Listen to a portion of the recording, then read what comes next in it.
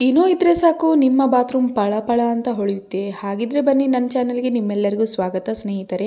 ಇವತ್ತಿನ ವಿಡಿಯೋದಲ್ಲಿ ಟಾಯ್ಲೆಟ್ ರೂಮ್ನ ಯಾವ ರೀತಿ ನಾನು ಈಸಿಯಾಗಿ ಕ್ಲೀನ್ ಮಾಡ್ಬೋದು ಅಂತ ತೋರಿಸ್ಕೊಡ್ತಾ ಇದ್ದೀನಿ. ಉಜ್ಜೋದು ಬೇಡ, ತಿಕ್ಕೋದು ಬೇಡ, ಆದರೆ ನಿಮ್ಮ ಮನೆಯಲ್ಲಿರುವ ಟಾಯ್ಲೆಟ್ ಮಾತ್ರ ಪಳ ಅಂತ ಹೊಳೆಯುತ್ತೆ. ಎಸ್ಪೆಷಲಿ ಕಮೋಡ್ ಇದ್ದವು. ಇವತ್ತಿನ ವಿಡಿಯೋದಲ್ಲಿ ನಾನು ಕಮೋಡ್ ಯಾವ ರೀತಿ ಕ್ಲೀನ್ ಮಾಡೋದು, ತುಂಬ ತ್ರಾಸಿರುತ್ತೆ. ಒಬ್ಬೊಬ್ಬರು ವಯಸ್ಸಾದವರು ಇರ್ತಾರೆ, ಹಾಗೆ ಹೆಚ್ಚು ಗೃಹಿಣಿಯರು ನಾವು ಇರುವಂತಹ ಗೃಹಿಣಿಯರು ಮಧ್ಯಮ ವರ್ಗದವರೇ ಇರೋದು. ಹಾಗಾಗಿ ಹೆಚ್ಚು ಯಾವುದೇ ರೀತಿಯಾದಂಥ ಪ್ರಾಡಕ್ಟ್ನ ತೊಗೊಂಡು ಅದನ್ನು ತೊಳೆಯೋದು ತಿಕ್ಕೋದು ಮಾಡೋಕ್ಕೆ ನಮ್ಮ ಕೈಲಿ ಆಗೋದಿಲ್ಲ.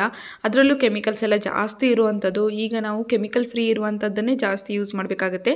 ಅಷ್ಟೇ ಅಲ್ಲದೆ ನಾವು ಒಂದು ಸ್ವಲ್ಪ ನಮ್ಮ ಮನೆಯಲ್ಲಿ ಇರುವಂಥವ್ರನ್ನೂ ಕೂಡ ಕೇರ್ ಮಾಡೋದಕ್ಕೋಸ್ಕರ ಈ ಒಂದು ಸಿಂಪಲ್ ಟಿಪ್ನ ನೀವು ಮನೆಯಲ್ಲೇ ಯಾವುದೇ ರೀತಿ ಹೆಚ್ಚು ಖರ್ಚಾಗಲಾರ್ದೆ ಬಾತ್ರೂಮ್ ಮತ್ತು ಟಾಯ್ಲೆಟ್ ರೂಮ್ ಎಲ್ಲ ಯಾವ ರೀತಿ ತೊಳೆಯೋದು ಅಂತ ನಿಮಗೆ ತೋರಿಸ್ಕೊಡ್ತಾ ಇದ್ದೀನಿ. ಹಾಗಿದ್ರೆ ಬನ್ನಿ, ಫಸ್ಟ್ ನಾನಿಲ್ಲಿ ಒಂದು ಬೌಲ್ ತೊಗೊಂಡಿದ್ದೀನಿ. ಬೌಲಿಗೆ ಒಂದು 2 ರಿಂದ 3 ಟೇಬಲ್ ಸ್ಪೂನ್ ಆಗುವಷ್ಟು ಉಪ್ಪನ್ನು ತೊಗೊತಾ ಇದ್ದೀನಿ. ಸ್ವಲ್ಪ ಹೆಚ್ಚಾಗಿರುವಂಥ ಉಪ್ಪನ್ನೇ ತೊಗೊಳ್ಳಿ. ಅದರಲ್ಲಿ ನೀವು ಏನಾದರೂ ಉಪ್ಪು ಕೆಟ್ಟೋಗಿರೋ ಉಪ್ಪಾಗಿದ್ದರೆ ಅಥವಾ ಹಳ್ಳು ಉಪ್ಪಾಗಿದ್ದರೆ, ತುಂಬ ಕೆಟ್ಟೋಗ್ಬಿಟ್ಟಿದೆ ಅಂತೇಳಿ ಬಿಸಾಕೋ ಆಗಿದ್ದರೆ ಅದನ್ನು ಬಿಸಾಕಬೇಡಿ. ಏಕೆಂತಂದರೆ ಗೃಹಿಣಿಯರು ಯಾವುದೇ ವಸ್ತುನ ಬಿಸಾಕೋದೇ ಇಲ್ಲ.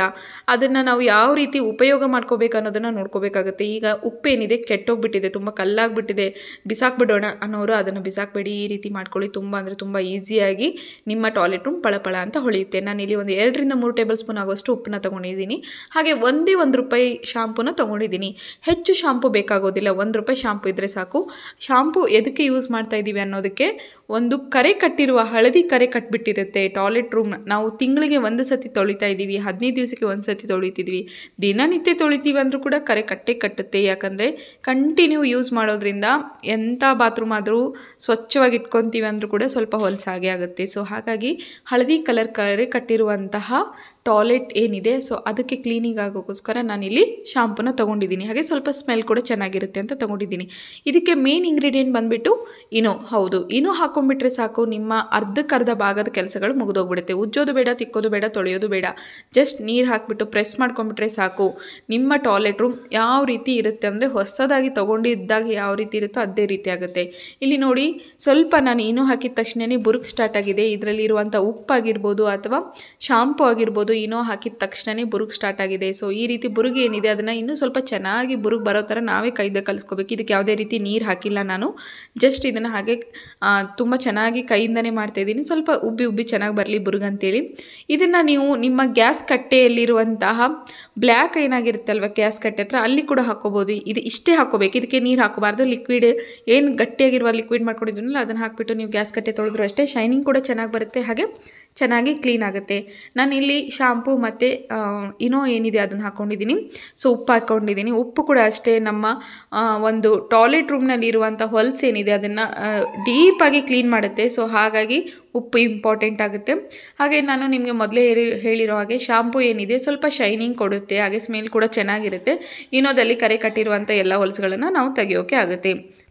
ಹಾಗಾದರೆ ಬನ್ನಿ, ಇಲ್ಲಿ ನೋಡಿ ಟಾಯ್ಲೆಟ್ ಏನಿದೆ, ಸೊ ನಮ್ಮ ಕಮೋಡ್ ಏನಿದೆ ಅದು ತುಂಬ ಹಳದಿ ಟೈಪ್ ಆಗಿಬಿಟ್ಟಿದೆ, ತುಂಬ ವರ್ಸ್ಟ್ ಆಗಿಬಿಟ್ಟಿದೆ. ಅದನ್ನು ನಾವು ತಿಕ್ಕೋಕೆ ಮನಸ್ಸೇ ಇಲ್ಲ ಅನ್ನೋರು ಈ ರೀತಿ ಮಾಡ್ಕೊಳ್ಳಿ. ಸ್ವಲ್ಪ ನೀರನ್ನು ಹಾಕ್ಕೊಳ್ಳಿ, ಸ್ವಲ್ಪ ನೀರನ್ನು ಹಾಕೊಂಡು ನಾವು ಅವಾಗೆ ಮಾಡ್ಕೊಂಡಿರುವಂಥ ಲಿಕ್ವಿಡ್ಗೆ ಸ್ವಲ್ಪ ನೀರನ್ನು ಹಾಕಿಬಿಟ್ಟು ಇದನ್ನು ನಾವು ಒಂದು 5 ರಿಂದ 10 ನಿಮಿಷಗಳ ಕಾಲ ಹಾಗೆ ಬಿಡಬೇಕಾಗತ್ತೆ.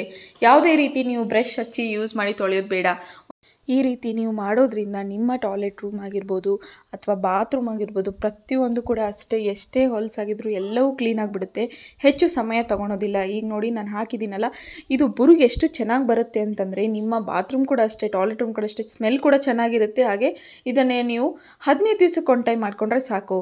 ಡೈಲಿ ಪ್ರೆಸ್ ಮಾಡಿ ನಾವು ಟಾಯ್ಲೆಟ್ನ ಎಲ್ಲ ಮಾಡೋದು ಕ್ಲೀನ್ ಮಾಡೋದು ಅನ್ನೋ ಹಾಗಿದ್ರೆ ಜಾಸ್ತಿ ನಿಮಗೆ ಉಜ್ಜೋ ಅವಶ್ಯಕತೆಯೇ ಇರೋದಿಲ್ಲ. ಈ ರೀತಿ ನೀವು ವಾರಕ್ಕೆ ಒಂದು ಟೈಮು 15 ದಿನಕ್ಕೆ ಒಂದು ಟೈಮ್ ಮಾಡ್ಕೊಂಬಿಟ್ರೆ ಸಾಕು. ನೋಡಿ ಇಲ್ಲಿ ಹಾಕಿದ್ದೀನಿ. ಹಾಕಿದ್ಮೇಲೆ ಒಂದು 5 ನಿಮಿಷ ಬಿಟ್ಬಿಡಿ ಸಾಕು, ಜಾಸ್ತಿ ಹೊತ್ತೇನು ಬೇಕಾಗೋದಿಲ್ಲ. 5 ನಿಮಿಷಗಳ ನಂತರ ನಾನಿಲ್ಲಿ ಸ್ವಲ್ಪ ಬ್ರಷ್ ತೊಗೊಂಡು ತಿಕ್ತಾ ಇದ್ದೀನಿ. ಹೆಚ್ಚು ಫೋರ್ಸ್ ಹಾಕೋದೇ ಬೇಡ, ಬ್ರಷ್ನಿಂದ ಸ್ಮೂತ್ಲಿಯಾಗಿ ತಿಕ್ಕೊಂಡ್ರೆ ಸಾಕು. ನಿಮಗೆ ಬ್ರಷ್ ಕೂಡ ಯೂಸ್ ಮಾಡೋಕ್ಕೆ ಇಷ್ಟ ಇಲ್ಲ ಅನ್ನೋಗಿದ್ರೆ ಹಾಗೆ ಬಿಟ್ಬಿಡಿ. ನಾನು 5 ನಿಮಿಷಗಳ ಕಾಲ ಬಿಟ್ಟು ನಾನು ಬ್ರಷ್ ಯೂಸ್ ಮಾಡ್ತಾಯಿದ್ದೀನಿ. ನಿಮಗೆ ತಿಕ್ಕೋಕೆ ಇಷ್ಟ ಇಲ್ಲ ಅನ್ನೋರು ಹಾಗಿದ್ರೆ ನೀವು ಇದನ್ನು ½ an hour ಬಿಡಬೇಕಾಗುತ್ತೆ. 30 ರಿಂದ 40 ನಿಮಿಷಗಳ ಕಾಲ ನೀವು ಹಾಗೆ ಬಿಟ್ಬಿಟ್ಟು ಜಸ್ಟ್ ಫ್ಲಶ್ ಮಾಡ್ಕೊಂಬಿಟ್ರೆ ಸಾಕು, ಎಲ್ಲವೂ ಕೂಡ ಕ್ಲೀನ್ ಆಗುತ್ತೆ. ನಾನು ಸೈಡಿಗೆಲ್ಲ ಇರೋದ್ರಿಂದ ಸ್ವಲ್ಪ ಕ್ಲೀನ್ ಆಗಲಿ ಅನ್ನೋ ಕಾರಣಕ್ಕೋಸ್ಕರ ನಾನು ಬ್ರಷ್ನ ಯೂಸ್ ಮಾಡ್ತಾ ಇದ್ದೀನಿ. ಹಾಗೆ ಇಲ್ಲಿ ನೋಡ್ತಾ ಇದ್ರಲ್ಲ ನೀವು, ಸ್ವಲ್ಪನೂ ಕೂಡ ಫೋರ್ಸಿ ಹಾಕೋದು ಬೇಡ, ಜಸ್ಟ್ ಹಾಗೆ ತೊಳ್ಕೊಂಬಿಟ್ರೆ ಸಾಕು. ನೀವು ಎಷ್ಟು ಸುಲಭವಾಗಿ ನಿಮ್ಮ ಕೆಲಸನ ಮುಗಿಸ್ಬೋದು. ಯಾವುದೇ ರೂಪಾಯಿ ಖರ್ಚಿರಲಾರ್ದೆ, ಹೌದು ₹1 ಖರ್ಚಿರಲಾರ್ದೆ ಅನ್ನೋದು ಸುಳ್ಳು, ಖರ್ಚಿದ್ದೇ ಇರುತ್ತೆ. ಆದರೆ ನಾವು ಎಕ್ಸ್ಪೆನ್ಸಿವ್ ಆಗಿ ಯೂಸ್ ಮಾಡ್ಕೊಳೋ ಬದಲು ಒಂದು ₹10 ರಿಂದ ₹15 ಖರ್ಚಾಗುತ್ತೆ ಅಷ್ಟೇ. ₹1 ಶಾಂಪೂಗೆ ಒಂದು ₹2 ರಿಂದ ₹3 ಉಪ್ಪಿಗೆ, ಸ್ವಲ್ಪ ನೀರು, ಸ್ವಲ್ಪ ನಾವು ಏನು ಹಾಕೋದು ಒಂದು ₹5 ರಿಂದ10. ಸೊ ಹಾಗಾಗಿ ಒಂದು ₹10 ರಿಂದ15 ಖರ್ಚಿದ್ದೇ ಇರುತ್ತೆ. ಇಷ್ಟು ಕೂಡ ನಾವು ಖರ್ಚು ಮಾಡಲಾರ್ದೆ ಇರೋದಿಲ್ಲ. ಈ ರೀತಿ ನೀವು ಸಿಂಪಲ್ಲಾಗಿ ಮನೆಯಲ್ಲೇ ಇರುವಂತಹ ಇಂಗ್ರೀಡಿಯೆಂಟ್ಸ್ನ ಹಾಕಿ ನಿಮ್ಮ ಟಾಯ್ಲೆಟ್ ರೂಮ್ನ ಕ್ಲೀನ್ ಮಾಡ್ಕೊಳೋದ್ರಿಂದ ತುಂಬ ಅಂದರೆ ತುಂಬ ಕ್ಲೀನ್ ಆಗುತ್ತೆ. ಅಷ್ಟೇ ಅಲ್ಲ, ನೋಡಿ ಸೈಡಿಗೆಲ್ಲ ಬಾತ್ರೂಮ್ ಹತ್ರನೂ ಅಷ್ಟೇ ನಾನು ನಿಮಗೆ ತೋರಿಸ್ಕೊಡ್ತಾ ಇದ್ದೀನಿ.